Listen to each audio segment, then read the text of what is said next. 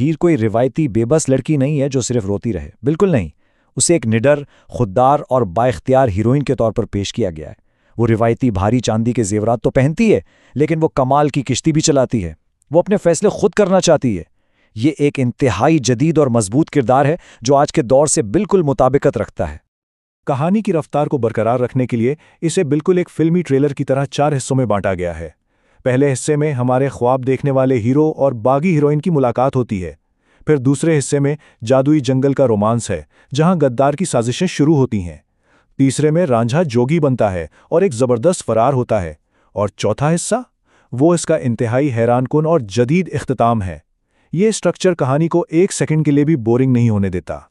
कहानी के पहले हिस्से की शुरुआत एक इंतहाई शानदार और वसी कैमरा शॉट से होती है। रांझा जमीन के झगड़ों से तंग आकर घर छोड़ देता है।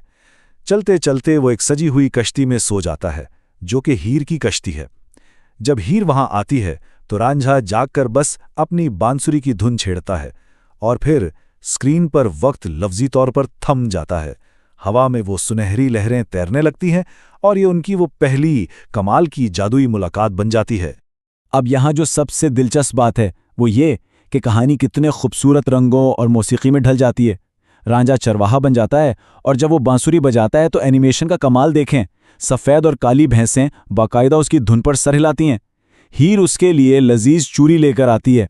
सब कुछ परफेक्ट लग रहा होता है, लेकिन झाड़ियों के पीछे से कैदो छुपकर ये सब देख रहा होता है और साजिशों के जाल बनना शुरू कर देता है। लेकिन फिर कहानी अचानक एक ज़बरदस्त मोड़ लेती है। वो सारे रंग और खुशियां एक अंधेरी, तूफानी और तेज बारिश वाली रात में बदल जाते हैं। बसरी तौर पर यह एक बहुत बड़ा झटका है।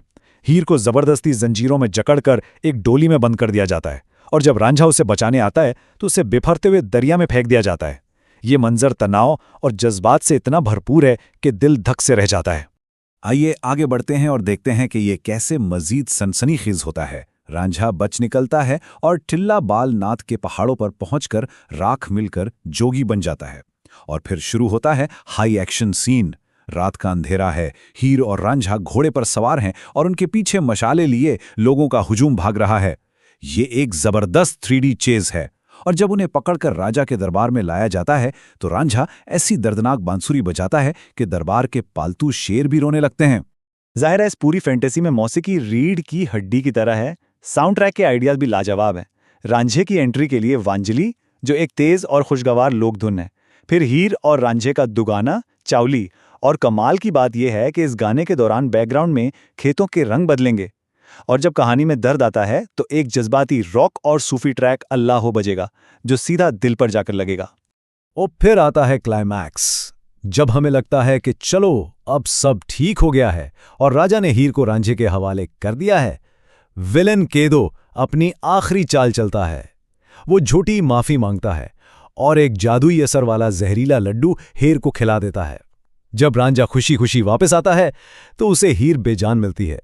ये वो मोड़ है जहां खुशी बिल्कुल हाथ में आकर रेत की तरह फिसल जाती है।